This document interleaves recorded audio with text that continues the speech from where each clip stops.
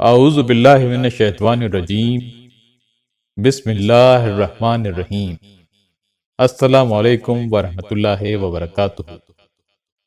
پیش خدمت ہے حضرت محمد صلی اللہ علیہ وآلہ وسلم کے بچپن کے معجزات اور حضور پاک صلی اللہ علیہ وآلہ وسلم کا بچپن کا واقعہ۔ تمام دوستوں سے گزارش ہے کہ ایک بار عقیدت و احترام سے درود شریف پڑھ لیجئے۔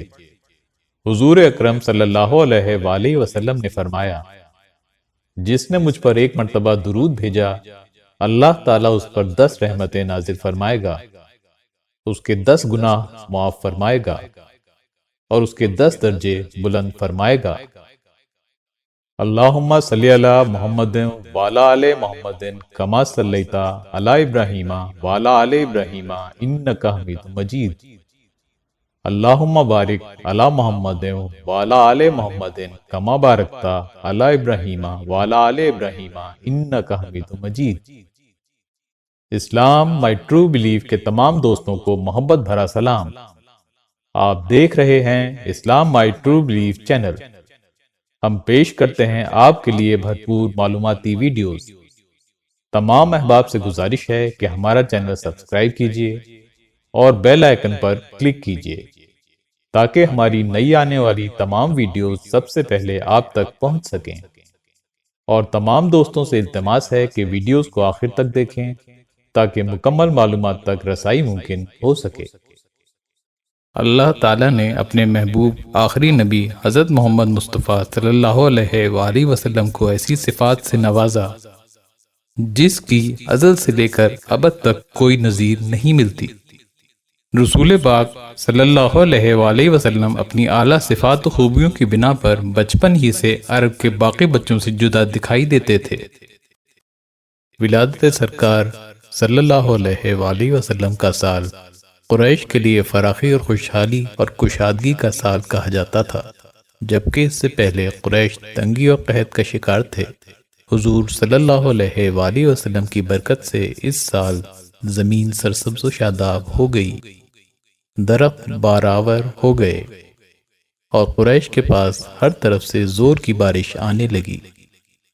حضور صلی اللہ علیہ وآلہ وسلم کو نوزائیدہ بچے کی حالت میں دیکھنے والی خواتین مثلاً حضرت آمنہ رضی اللہ تعالی عنہا اور مکہ کی دوسری خواتین فرماتی ہیں کہ حضور صلی اللہ علیہ وآلہ وسلم بہت ہی خوبصورت تھے۔ حضور صلی اللہ علیہ وآلہ وسلم بہت تندرست تھے، اتنے تندرست کہ جو لوگ آپ کو دیکھنے آتے وہ سمجھتے کہ آپ کئی مہینوں کے ہیں۔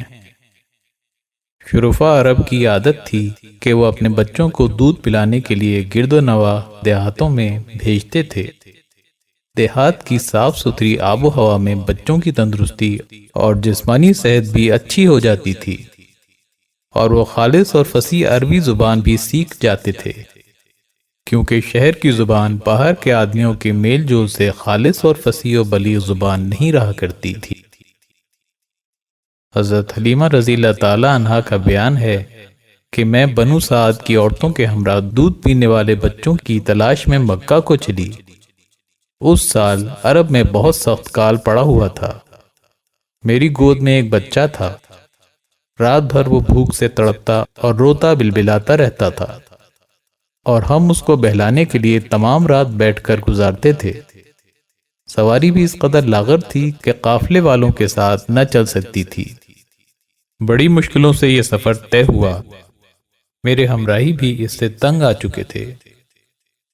جب یہ قافلہ مکہ مکرمہ پہنچا تو جو بھی عورت رسول اللہ صلی اللہ علیہ وآلہ وسلم کو دیکھتی اور یہ سنتی کہ یہ یتیم ہیں تو کوئی عورت آپ کو لینے کے لیے تیار نہیں ہوتی تھی، کیونکہ بچے کے یتیم ہونے کے سبب سے زیادہ انعام و اکرام ملنے کی امید نہ تھی۔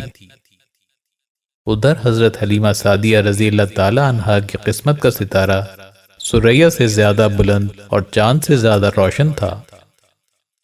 حضرت حلیمہ سعدیہ رضی اللہ تعالی عنہا نے اپنے شوہر حضرت حارث بن عبدالعزیز سے کہا کہ یہ تو اچھا معلوم نہیں ہوتا کہ میں خالی ہاتھ واپس جاؤں، اس سے تو بہتر یہی ہے کہ میں اس یتیم ہی کو لے چلوں۔ ان کے شوہر نے اس کو منظور کر لیا۔ حضرت حلیمہ رضی اللہ تعالیٰ عنہ فرماتی ہیں کہ میں نے جب حضور صلی اللہ علیہ وآلہ وسلم کو پہلی مرتبہ دیکھا کہ حضور علیہ الصلوۃ والسلام دودھ سے زیادہ سفید اونی کپڑے میں لپٹے ہوئے ہیں اور آپ سے مشک و عنبر کی خوشبوئیں لپٹیں مار رہی ہیں، آپ کے نیچے سبز حریر بچھا ہوا ہے۔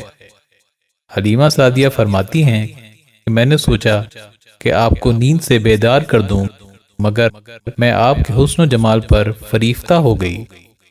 پھر میں نے آہستہ سے قریب ہو کر اپنا ہاتھ آپ کے سینہ مبارک پر رکھا تو آپ نے تبسم فرما کر اپنی چشمہ مبارک کھول دی اور میری طرف نظر کرم اٹھائی تو آپ کی چشمان مبارک سے ایک نور نکلا جو آسمان تک پرواز کر گیا۔ میں نے آپ کی پیشانی پر بوسہ دیا اور اپنی گود میں اٹھا لیا۔ حضرت حلیمہ رضی اللہ تعالی عنہا اس در یتیم کو لے کر آئیں جس سے صرف حضرت حلیمہ رضی اللہ تعالی عنہا اور حضرت آمنہ رضی اللہ تعالی عنہا ہی کے گھر میں نہیں بلکہ کائنات عالم کے مشرق و مغرب میں اجالا ہونے والا تھا۔ یہ اللہ تبارک و تعالی کا فضل عظیم ہی تھا کہ حضرت حلیمہ رضی اللہ تعالی عنہا کی سوئی ہوئی قسمت بیدار ہو گئی اور سرور کائنات صلی اللہ علیہ وآلہ وسلم ان کی آغوش میں آ گئے۔ آپ صلی اللہ علیہ وآلہ وسلم کے ان کے گود میں آتے ہی باران رحمت کی طرح برکات نبوت کا ظہور شروع ہو گیا۔ اللہ کی رحمت سے حضرت حلیمہ سعدیہ رضی اللہ تعالی عنہا نے رحمت عالم صلی اللہ علیہ وآلہ وسلم اور ان کے رضائی بھائی کو خوب شکم سیر ہو کر دودھ پلایا اور دونوں آرام سے سو گئے۔ ادھر اونٹنی کو دیکھا تو اس کے تھن دودھ سے بھر گئے تھے۔ حضرت حلیمہ سعدیہ رضی اللہ تعالی عنہا کے شوہر نے اس کا دودھ دوہا اور میاں بیوی دونوں نے خوب سیر ہو کر دودھ پیا اور دونوں شکم سیر ہو کر رات بھر سکھ اور چین کی نیند سوئے۔ حضرت حلیمہ سعدیہ رضی اللہ تعالی عنہا کا شوہر حضور رحمت عالم صلی اللہ علیہ وآلہ وسلم کی یہ برکتیں دیکھ کر حیران رہ گیا اور کہنے لگا، حلیمہ تم بڑا ہی مبارک بچہ لائی ہو۔ حضرت حلیمہ رضی اللہ تعالی عنہ نے کہا، واقعی مجھے بھی یہی امید ہے کہ یہ نہایت ہی بابرکت بچہ ہے اور اللہ کی رحمت بن کر ہم کو ملا ہے، اور مجھے یہی توقع ہے کہ اب ہمارا گھر خیر و برکت سے بھر جائے گا۔ حضرت حلیمہ سعدیہ رضی اللہ تعالی عنہ فرماتی ہیں کہ میری سواری بہت سست تھی، مگر جب حضور صلی اللہ علیہ وآلہ وسلم اس پر سوار ہوئے تو وہ بہت چست ہو گئی اور اپنی گردن تان کر سارے قافلے کے آگے آگے چلنے لگی۔ جب ہم کعبہ کے سامنے پہنچے تو سواری نے 3 سجدے کیے اور اپنا سر آسمان کی طرف اٹھایا اور پھر دوسرے جانوروں سے آگے آگے دوڑنے لگی۔ قافلے کی عورتیں حیرت زدہ ہو گئیں اور بولیں، اے حلیمہ کیا تم اسی سواری پر سوار ہو کر آئی تھیں؟ اس وقت یہ اتنی سست تھی یا تم نے کوئی تیز رفتار سواری خرید لی ہے؟ جس جگہ حضرت حلیمہ سعدیہ رضی اللہ تعالی عنہا کا قافلہ قیام کرتا وہ جگہ سرسبز و شاداب ہو جاتی۔ حضرت حلیمہ سعدیہ فرماتی ہیں، جب میں حضور صلی اللہ علیہ وآلہ وسلم کو لے کر اپنے علاقے کی طرف چلی تو جہاں سے گزرتی تھی وہ سرسبز و شاداب ہو جاتا تھا اور ہر درخت حضور صلی اللہ علیہ وآلہ وسلم کو سلام کرتا تھا اور اس کا سایہ آپ کی طرف جھک جاتا تھا۔ حضرت حلیمہ سعدیہ رضی اللہ تعالی عنہا فرماتی ہیں، جب ہم حضور صلی اللہ علیہ وآلہ وسلم کو لے کر اپنی آبادی میں پہنچے تو تمام آبادی خوشبو سے مہک گئی جیسے مشک کی خوشبو ہو۔ الغرض ہم اپنے گھر پہنچے، وہاں سخت قحط پڑا ہوا تھا، تمام جانوروں کے تھن میں دودھ خشک ہو چکے تھے، لیکن میرے گھر میں قدم رکھتے ہی میری بکریوں کے تھن دودھ سے بھر گئے۔ سرکار صلی اللہ علیہ وآلہ وسلم کی برکت سے سوکھے پودوں اور مرجھائی ہوئی ڈالیوں میں یکایک جان سی پڑ گئی، خشک کھیتیاں لہلہانے لگیں جیسے کسی نے ان پر آب حیات چھڑک دیا۔ نہ صرف سارا علاقہ سرسبز و شاداب ہو گیا بلکہ حضرت حلیمہ سعدیہ رضی اللہ تعالی عنہا کے اونٹ اور بکریاں بھی تعداد میں زیادہ ہو گئیں۔ حضرت حلیمہ سعدیہ فرماتی ہیں کہ اب روزانہ میری بکریاں جب چراگاہ سے گھر واپس آتی تو ان کے تھن دودھ سے بھرے ہوتے، حالانکہ پوری بستی میں اور کسی کو اپنے جانوروں کا ایک قطرہ دودھ نہیں ملتا تھا۔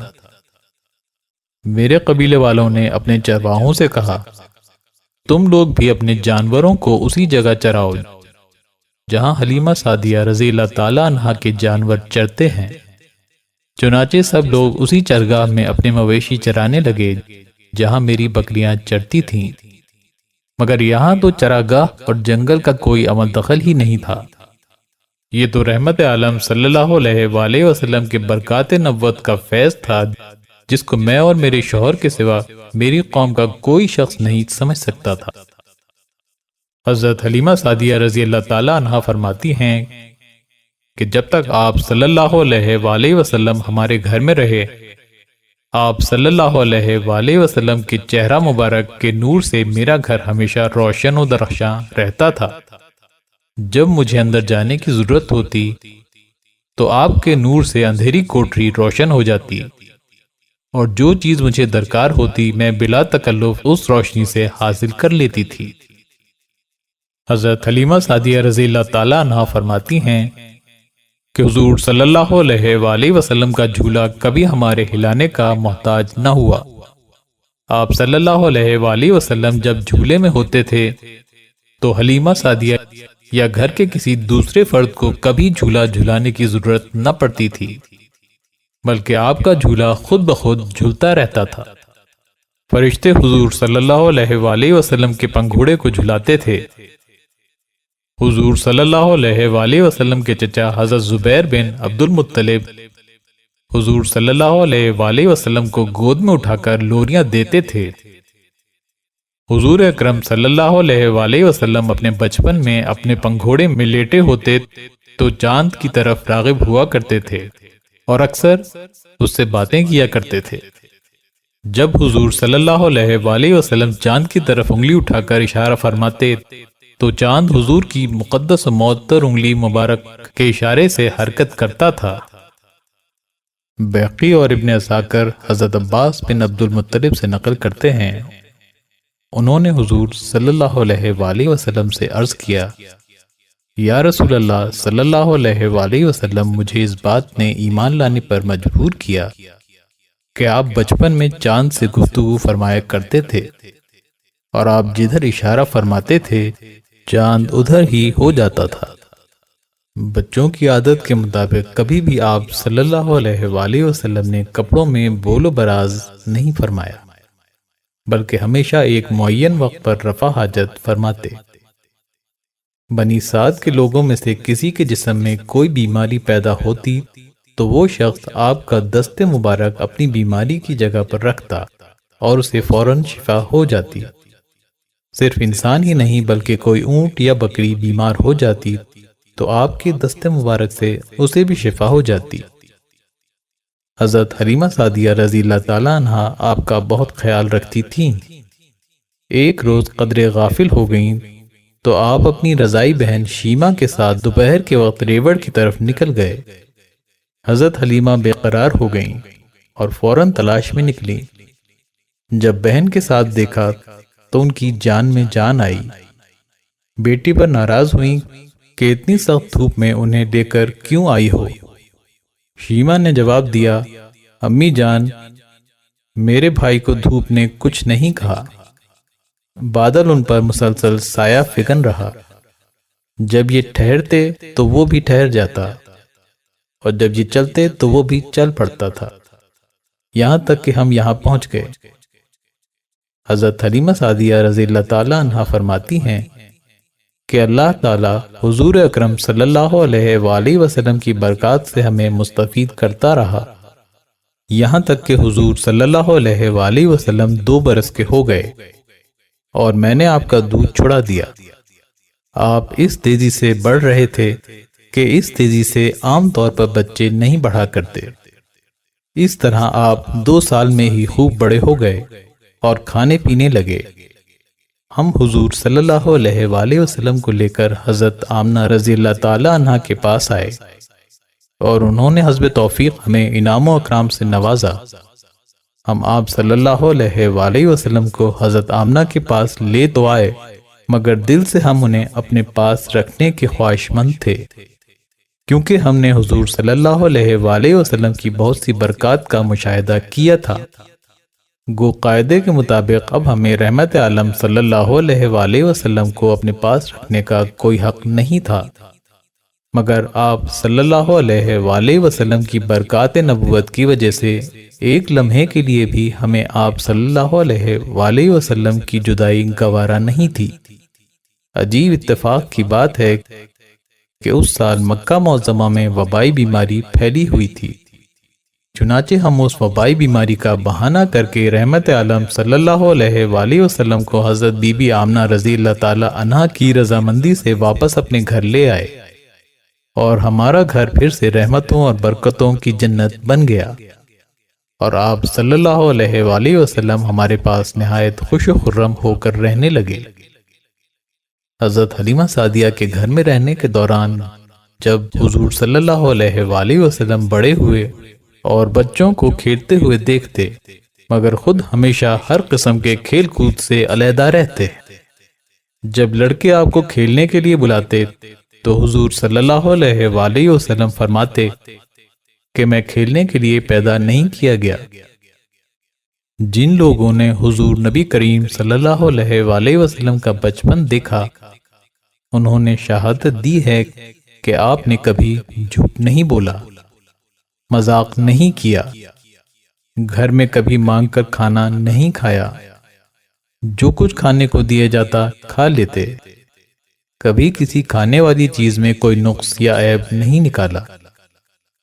حضرت حلیمہ سعدیہ رضی اللہ تعالی عنہا فرماتی ہیں، ایک روز حضور صلی اللہ علیہ وآلہ وسلم مجھ سے کہنے لگے، اماں جان، میرے دوسرے بھائی بہن نظر نہیں آتے، یہ لوگ ہمیشہ صبح کو اٹھ کر روزانہ کہاں چلے جاتے ہیں؟ میں نے کہا کہ یہ لوگ بکریاں چرانے جاتے ہیں۔ یہ سن کر آپ نے فرمایا، اماں جان، آپ مجھے بھی میرے بھائی بہنوں کے ساتھ بھیجا کیجیے۔ حضرت حلیمہ سعدیہ رضی اللہ تعالی عنہا نے آپ صلی اللہ علیہ وآلہ وسلم کو روکا، لیکن آپ نے اصرار کیا۔ آخر حلیمہ سعدیہ رضی اللہ تعالی عنہا نے آپ صلی اللہ علیہ وآلہ وسلم کے اصرار پر مجبور ہو کر آپ کو اپنے بچوں کے ساتھ چراگاہ جانے کی اجازت دے دی۔ آپ روزانہ اس چراگاہ میں تشریف لے جاتے جہاں حضرت حلیمہ سعدیہ رضی اللہ تعالی عنہا کی بکریاں چرتی تھیں۔ آپ صلی اللہ علیہ وآلہ وسلم کی برکت سے حضرت حلیمہ سعدیہ کی بکریوں کی تعداد روز افزوں زیادہ ہوتی گئی۔